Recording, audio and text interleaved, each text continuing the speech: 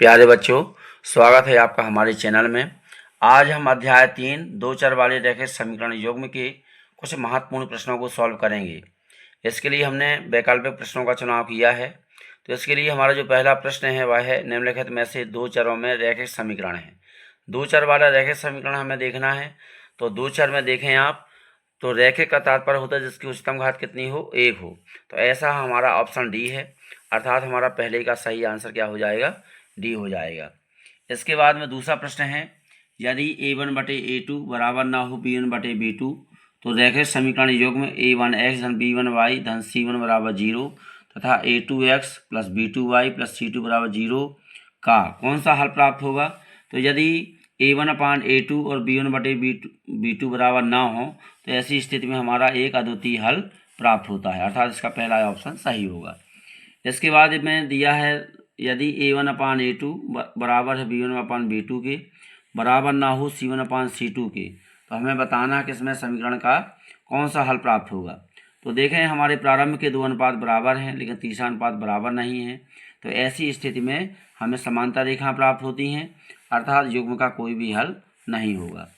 इसके बाद में हमारा अगला प्रश्न है, यदि a1/a2 बराबर है b1/b2 बराबर है c1/c2 के, अर्थात हमारे तीनों अनुपात बराबर दिए गए हैं। तो ऐसी स्थिति में इसमें जो है क्या होता है, संपाती रेखाएं प्राप्त होती हैं और समीकरण के अनंतः अनेक हल प्राप्त होते हैं, अर्थात हमारा ऑप्शन सी सही होगा। इसके बाद यह रैखिक समीकरण युग्म a1x धन b1y धन c1 बराबर 0 तथा a2x plus b2y plus c2 बराबर 0 का एक अद्वितीय हल होने की शर्त है। तो हम पहले ही ज्ञात कर चुके हैं, अर्थात हमारा इसका पहला ऑप्शन सही है। इसके बाद में रैखिक समीकरण युग्म a1x plus b1y plus c1 बराबर 0 तथा a2x plus b2y plus c2 बराबर 0 का कोई हल नहीं होने की शर्त। तो हमारे हल कब नहीं होते हैं, जब रेखाएं समांतर होती हैं, अर्थात हमारा बी वाला ऑप्शन बिल्कुल सही है। जब a1/a2 बराबर हो b1/b2 के लेकिन बराबर ना हो c1/c2 के, तो ऐसी स्थिति में समीकरण युग्म का कोई भी हल नहीं होता है। इसके बाद में हमारा अगला प्रश्न है, रैखिक समीकरण युग्म a1x plus b1y plus c1 बराबर 0 तथा a2x plus b2y plus c2 बराबर 0 के अनंतः अनेक हल होने की शर्त। तो अनेक हल तब होते हैं जब हमारे तीनों अनुपात बराबर होते हैं, अर्थात हमारा ऑप्शन नंबर सी बिल्कुल सही आंसर है।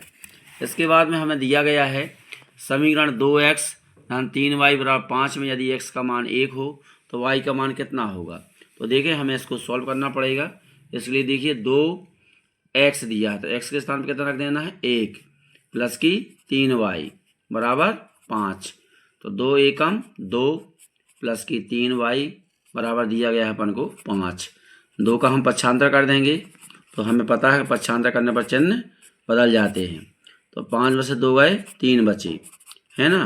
और यदि हम y का मान ज्ञात करेंगे तो 3 किधर जाएंगे, बटे में, और 3 का भाग 3 में देंगे तो कितनी बार जाएगा, 1 बार, अर्थात यहाँ पर हमारा y का मान कितना हो जाएगा, 1 हो जाएगा।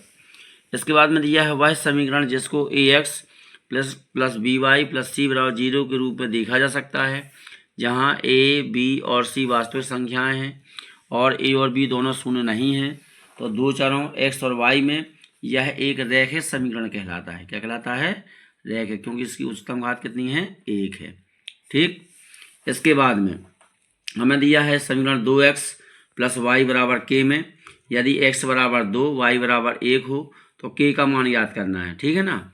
तो हमें यहाँ पर इस सब जो हमें समीकरण दिया गया है इसमें x के स्थान पर x का मान, y के स्थान पर रख देना है y का मान। तो x का मान दिया गया है 2 और y का मान दिया गया है 1, बराबर किसका मान निकलेगा, हमारा k का मान, ठीक है ना। तो 2 दूनी 4 प्लस 1 बराबर k, तो 4 और 1 5, अर्थात हमारा k का मान कितना हो जाएगा, 5 हो जाएगा। धन्यवाद।